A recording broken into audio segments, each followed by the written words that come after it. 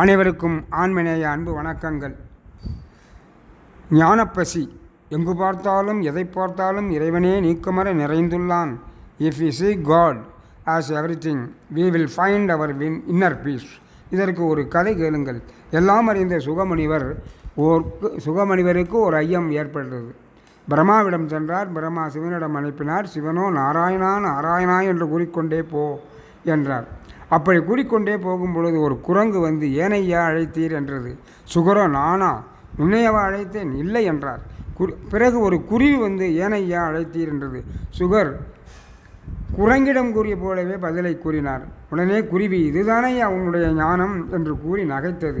எல்லா உயிர்களிடம் இறைவன்தானையா இருக்கிறான் என்று கூறி நகைத்தது. பாரதி சொல்கிறான், காக்கை குருவி எங்கள் ஜாதி என்ற குரல் இவர்கள் காதில் ஒலித்தது. எல்லாம் அவனே. விசாரம் செய்யுங்கள்.